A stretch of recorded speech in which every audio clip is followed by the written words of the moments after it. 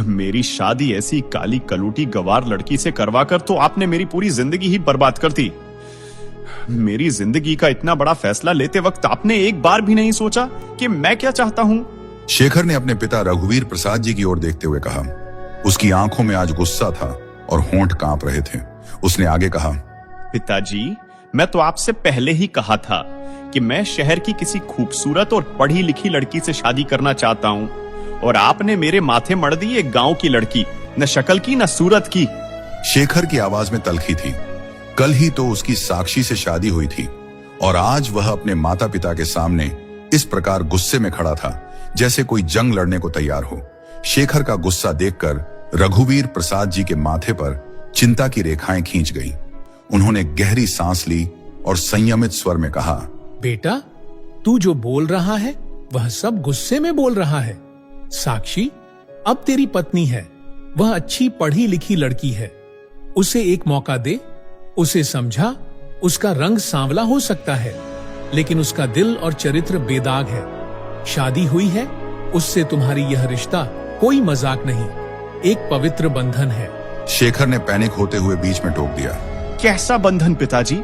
ये बंधन तो मेरे गले का फंदा बन गया है। मैंने आप पर भरोसा किया था, सोचा था कि आप मेरे लिए जो फैसला लेंगे अच्छा ही होगा, लेकिन आपने तो मेरे सपनों को कुचल दिया।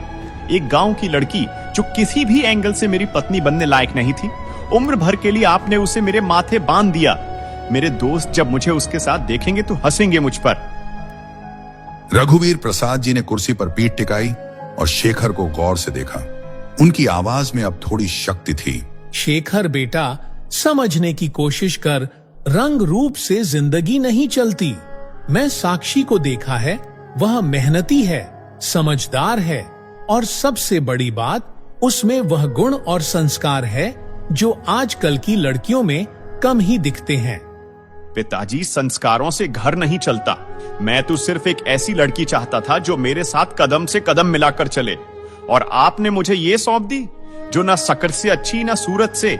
आपने मेरी जिंदगी का फैसला अपने हाथ में ले लिया, लेकिन मेरी भावनाओं का आपको कोई ख्याल नहीं आया।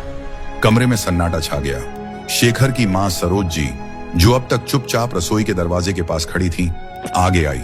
उनकी आवाज में ममता थी, लेकिन शेखर की बातों पर नाराजगी भी। उन्होंने कहा, बेटा, अपने मुंह से ऐसी बातें मत निकाल साक्षी। अभी कल ही इस घर में आई हैं, उसके बारे में तो सोच, उस पर क्या बीत रही होगी। और बेटा, हमने जो किया तेरे ही लिए किया। तेरे पिताजी ने सोच समझकर यह रिश्ता तय किया। तू एक बार उससे बात तो कर, उसे जान तो ले। माँ, आप भी पिताजी की ही हाँ में हाँ मिला रही हैं। मुझे उससे क्या बात करनी है जब वो मेरे लायक ही नहीं है? मुझे ये शादी मंजूर नहीं। वह कुर्सी पर धाम से बैठ गया। उसका सारा गुस्सा अब थकान में बदल गया था। रघुवीर प्रसाद जी ने एक गहरी नजर शेखर पर डाली और फिर उठकर उसके पास गए और बोले, बेटा, मैं समझता हूँ कि तेरे अंदर अभी गुस्सा है, लेकिन यह गुस्सा सच को नहीं बदल सकता। साक्षी अब इस घर की बहू है तो उसे ठुकरा रहे हो, लेकिन एक बार अपने दिल से पूछो, क्या सिर्फ रंग ही सब कुछ है? मैंने उसे चुना क्योंकि मुझे उसमें वह गुण दिखे जो इस घर को रोशन कर सकते हैं।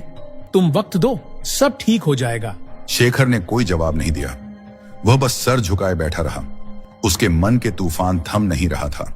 कमरे के एक कोने में साक्षी खड़ी थी। उसकी आंखें नम थीं, लेकिन आंसू छुपाने की कोशिश कर रही थी। रघुवीर प्रसाद जी ने साक्षी की ओर देखा और धीरे से कहा, बेटी, तू रसोई में जा और शेखर के लिए अपने हाथों से चाय बनाकर ला। उनकी आवाज में अपनापन था, जैसे वह उसे इस तनाव से दूर करना चाहते हो। साक्षी ने सिर हिलाया और चुपचाप चली गई। लेकिन जब चाय बनाकर लाई, तब तक शेखर बाहर निकल गया था, यह कहकर कि आप ही पीजिए, अपनी प्यारी बेटी के हाथ की चाय मुझे नहीं चाहिए। और हाँ माँ, जो उसके 100 कॉल्ड संस्कार और गुण है ना, उनका आप अचार डालिए और खिलाए अपने पतिदेव को। मैं आज ही बेंगलुरु वापस जा रहा हूँ। यह सुनकर रघुवीर प्रसाद जी का दिल धक से रह गया।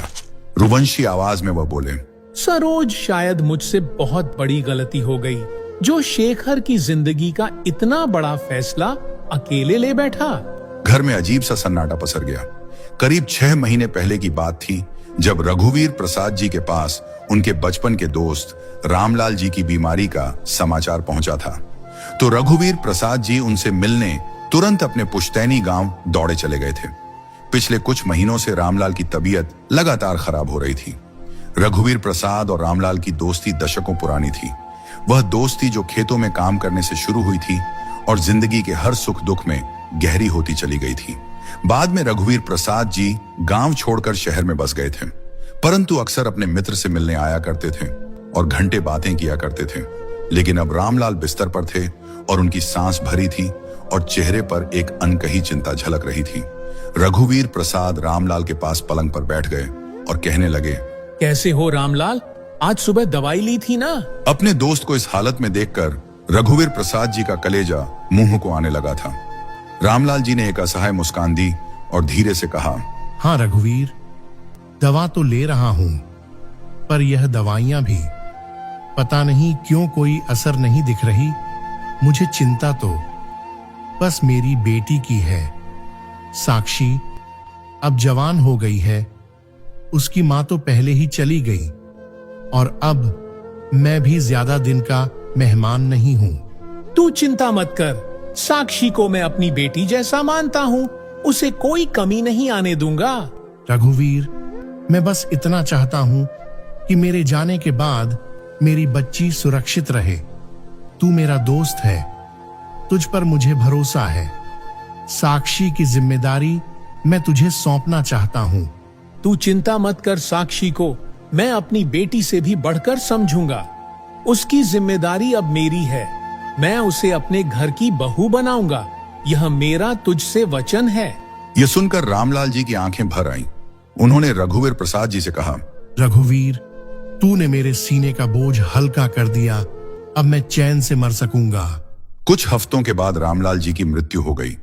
रघुवीर प्रसाद जी ने अपने वचन को याद रखा और इस बारे में अपनी पत्नी सरोज को बताया। सरोज को भी उनकी बात पसंद आई।